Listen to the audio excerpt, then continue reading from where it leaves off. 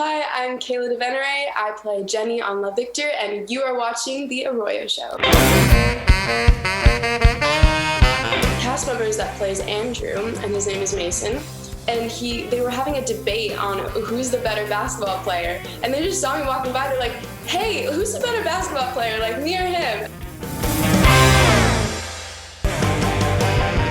Come on in, guys. This is The ARROYO Show. I am Brandon Arroyo. If it's your first time here, please give it a thumb up and a subscribe. And what a guest we have for you today. Our first guest you can see portraying the role of Jenny in the Hulu series Love Victor, streaming now. Welcome to the show, KAYLA. How you doing today?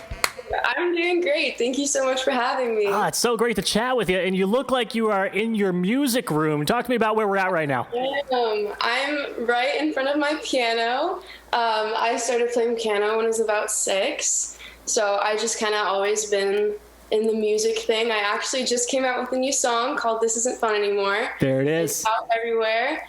It's kind of just about, dating, all that fun stuff. It was about my first boyfriend. Uh-oh. I know. Well, there's the teaser for you. We'll dive into that a little bit more in just a couple of minutes. So everybody, stick around. Make sure that you, and by the way, if you're here and you have a first boyfriend and you just got dumped or something, feel free to comment in the comments below. Let us know your first boyfriend experiences. Okay, so what a show. I mean, Love Victor is really starting to pick up steam. It's such a popular show right now. And real quick, can I ask you, who the poster behind you, it almost looks Jonas Brothers-esh, but I don't think it is. Who's on the poster? No, it's Wallows. They're an indie band. It's with Dylan Minnette, and he's from 13 Reasons Why, actually. So Love Victor has been a major success on Hulu. When you look back at your time on set in season 1, what will you remember the most from your time portraying in that role? Yeah, well, right off the bat, I just have to say that, that was just such an amazing experience working on that set. The cast was just so talented. They added a lot to this warm, welcoming environment. And one of the directors I worked with, Jason Ensler, he was really easygoing and giving, and just made me feel like I was at home on my first day of set. And my first day of shooting was it was a late night, early morning shoot. So it was kind of like a giant sleepover on set. And it was crazy because, I just met these people not even 24 hours ago, and we were eating grilled cheese at, 3 a.m., getting into, deep late-night talks, and, I felt so close to them. It was, by the end of that night, it felt like I'd known them for years. So what does the night look like that? How did you guys end up all coming together so quickly? How did you guys first meet? Did someone just walk in the door and say, hello, my name is? Or was there, a table read? What did the first meeting look like? Yeah, so we were shooting a party scene in this house, and I walked in, and I saw one of the cast members that plays Andrew, and his name is Mason, and they were having a debate on who's the better basketball player, and they just saw me walking by, they're like, hey, who's the better basketball player, me or him? And then so we got into this big debate, and that's how I met, the whole cast right there. Like I said, they were super warm and welcoming. It was my first day there. I didn't know anyone, and they kind of just, welcomed me. We all sat in this room for so long as the night went by, and yeah, I don't know, we all really bonded. It was great. That's awesome. So when you look back on preparing for the role of Jenny, what did you do to get into that character? I mean, obviously you're still around that age range, so it's not like you had to do, put yourself 10 years younger or 10 years older. Yeah. Did you draw on many of your own experiences? What were you doing when you were thinking about creating Jenny? Yeah, well, I feel like Love Victor did a really good job at keeping the storyline and the high school experience really down to earth and authentic. So I could relate a lot of my experiences to it. And I kind of wanted to build a character that was, Jenny's really, she likes the attention. She likes being the focus. But I feel like, deep down, she just wants to be accepted. Everyone wants to fit in high school. Everyone wants to be accepted.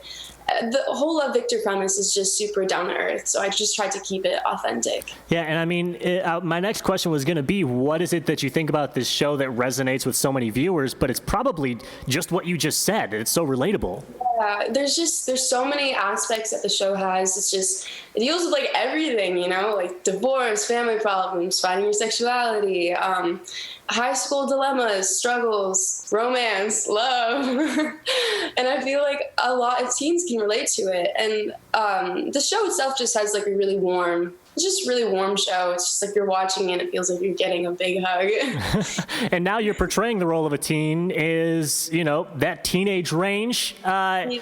For someone that, you know, you've been in the teen realm for a while, though, because one of your first auditions was for a teen phenomenon. It's 6 years old. You auditioned for a role in Twilight Breaking Dawn. That audition would be a dream for so many of people in our generation. What do you remember about that audition? How did that come about? It was crazy. That was my first ever audition. I was 6 years old. And I had no idea what I was doing. And my dad got a call and he was like, hey, we want to audition your daughter for Twilight from my agent. And my dad was like, Twilight? What's that? No way. And then I was like, Dad, Twilight. Like, come on. So I Robert Pattinson, Dad? Team Jacob? Come on now. Jacob all the way. Are you kidding me? So, yeah, I was like, are you kidding me, Dad? That's crazy. Like, yes, we're going to do it. So I had to fly to Toronto to do my audition, and it was my first audition, so I was kind of lost, not gonna lie. I had no idea what I was doing. It's crazy to me that I even went that far in the casting process, but I was obsessed with the movie at that age. I loved it. It was my favorite movie. So I think it was like my little 6-year-old girl's dream come true to just audition for that. Yeah, how did that come about? I mean, I know that your brother is an actor as well. Did someone just see you at an audition tagging along with your brother, or had you started to get into, you know, some young modeling or like anything music? How did you first get that foot in the door for the audition? Well, so since I started with some music, I started with some piano, I just kind of was really interested with everything in the arts. And it was really random, actually. It was a day after school. I think I was 5. My brother was 7. And we were watching iCarly. It was like our favorite show. We just binge watched it every night. And me and my brother were like, whoa, you know, it would be really cool to act. So we went up to our parents and we were like, Mommy, Daddy, can we act? And they were like, no, you're crazy, because it's a big commitment. And for your 5 and 7-year-old to tell you that they want to act, it's quite scary. But, you know, we begged them for a year and they finally said yes. And they've been the most supporting parents that I can ever ask for, so it's been great. I know that one of the first places I visited when I first moved out to Los Angeles was the building that used to host iCarly, Victorious. They were all Nick on Sunset. Have you ever been to that old studio area over there? I have. Oh, my gosh. Just hits you right in the 2005.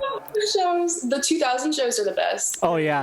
I think that they still do a show in there. I think America's Most Talented Family tapes in there right now. I think David Dobrik, I believe, hosts that or is a judge on that. But yeah, so the studio is still kind of there. What's unfortunate, though, is if you go and visit it now, for people who haven't, as we go on our little Schneider's Bakery tangent here, the parking lot that used to host the outside portion of Victorious is now a skyscraper. They put a building there, so that entire portion of the area's got to take it down, unfortunately. Before we move on to this next topic, who should Freddie have ended up with, Carly or Sam?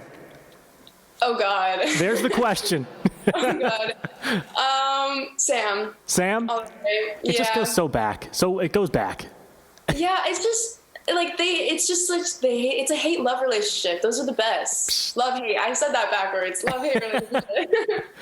All right. So in the show, Victor's a high school student that's, you know, trying to figure some things out. For many people in high school, they're still trying to figure things out as well. What tips do you have for high school students out there for getting through high school and making the most of it?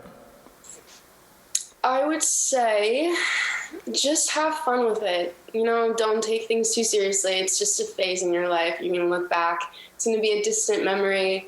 But I also think that you should surround yourself with good, positive people that love you and want what's best for you, because it can be pretty tough sometimes. It can be pretty harsh. So when you have like a good crowd around you and people that care for you, they can make things a lot easier. One of the great things about being in entertainment is when you can, you know, sort of take a little test and be done with sitting in classrooms for a little while. You were able to finish up high school with taking courses on set anyway, but still around that age of high schoolers, does taking part in a role like this feel like living out a piece of traditional high school experience right there for you? Yeah, definitely. I think it's kind of fun, because all the cast are just amazing. So it's like high school, but with the best people all in one. So it's really fun. It's really authentic. It's like I'm in high school forever. As we begin to wind down the interview, we have the final 5 questions for you. It is the who, what, when, where, and how for you. Are you ready to go? Yes, I am ready. The first question, who do you speak with the most right now? Probably my friends. Quarantine's kind of lonely, so I've been trying to talk to them a lot, trying to keep my social skills up. What item do you use the most each day other than your phone? I was going to say my phone. Yep, I knew it. I saw it coming. I saw the word phone just starting to... Go ahead. Yeah, I mean, 'cause TikTok, you just get lost in TikTok. Every video, you just keep on scrolling, you get lost. How amazing is TikTok? Oh, my gosh. It's great. But I think probably my piano. This baby right here, my baby. Music just helps pass the time. It's really nice art form. I love it. I've also been trying to play guitar. My brother plays guitar, so I just steal his guitars. He gets kind of mad, but it's okay. Before we keep moving forward here, is that an actual radio behind you? Oh, yeah, it is. It's my dad's old radio. I was going to say, I haven't seen one of those in years. It's very Will Smith, Fresh Prince of Bel-Air-esque. Yeah, it's my dad's old radio from 19-something. I don't know. Was your dad pumped? Obviously, the new single, This Isn't Fun Anymore, going to be coming out soon. Was your dad pumped when you started getting into music? Yeah, he was super pumped. I mean, he used to be in a rock band. He had like long hair and everything. He was a drummer. So I think he was like a good musical influence in my family. He was super pumped. He loves music. I love music. Probably the only person that doesn't like music is my mom. She's just the outcast here. Well, I think that could probably lead us into the next question. When did you know that you wanted to get into music and acting? I think I just like looked around me when I was a kid, and I just loved listening to music and watching movies, and I loved how they impacted me and the people around me, and I wanted to do something like that. I wanted to have a purpose and try and at least help a little bit to change the world, make people happy. So that's when I decided to do it. You're in Los Angeles right now. For many people, that is a dream vacation. Where is your dream vacation? Probably somewhere in Europe, probably Santorini. I really want to go to Santorini. Okay. Yeah. Final question for you. How do you define success? I feel like success is different for everyone, but I think if you're doing what you love and you're doing what makes you happy and you're spreading joy around you, and as long as you make some sort of impact on someone, no matter how big or small, you're doing your part. We all have a purpose, and just fulfill it, and that's success. Let's dive into it. This isn't fun anymore. We teased it earlier. The boyfriend, those are always never fun. So this isn't fun anymore. Talk to me about it. Where'd it come from? Yeah, so I went to one of my producers' studios, and at the time I was with my boyfriend, and I was just venting to them. They're like my therapists. I was venting to them. I was like, like it used to be fun and it's just not anymore. There's just so much pressure. It's moving so quickly. And I'm like, it's not fun anymore. And they're like, whoa, hold on. Okay, this isn't fun anymore. Light bulb moment. This could be a song. And so I was like, yeah, oh my God. So one of my producers picked up the bass and created like this really sexy bass line.